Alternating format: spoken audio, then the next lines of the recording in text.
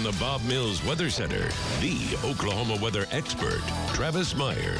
Oh, it is the season for snakes and ticks and ozone alerts. If you might have noticed that their air hasn't been moving very much for the last 3 or 4 days.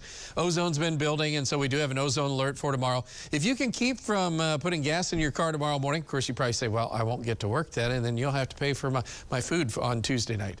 No, just be careful if you can. Help us out wherever you can, and if you can keep away from gas trimmers and also mowers, that would be great for tomorrow, and then fill up in the evening hours. That's much better. So again, ozone alert, Tulsa metro area. All right, so we've had some showers and storms, and they've been moving from the east to the west. It's even hard for me to say that because I'm so used to west to east. But we're kind of in a more of a summer type of regime.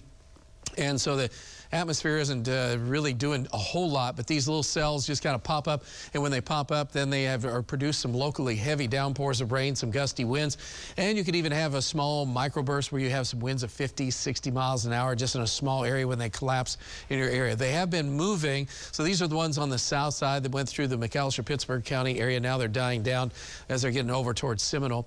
We did have a brief flare-up of severe weather just right around areas from Westville to Siloam Springs, and when those flared up, we just briefly had that, and then those fell apart, and there's still some heavy rains just south of 10 Killer.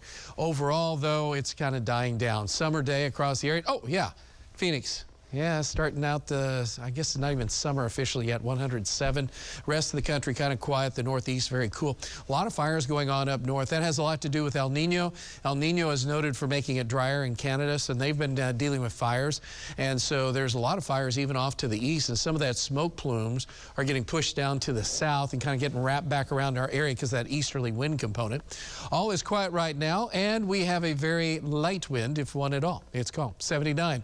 60% humidity, 64 is the dew points. That's not bad. When it's the upper 60s to 70s, that's when it gets muggy and nasty. Dew point. Temperatures that are in the 70s and 60s, I think, are awesome. 76 in Wagner, 77 in Pryor, 74 in Coweta. Most of the state, again, 60s and 70s, and the showers are dying down now with the heating of the afternoon gone.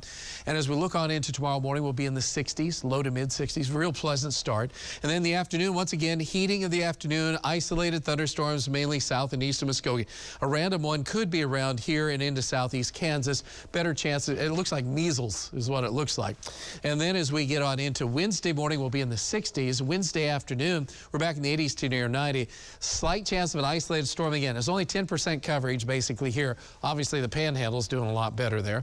And a rainfall amount, so over the next 7 days, we'll see an increase as we get to the weekend. So if you missed out on rain, you're going, we kind of need some rain.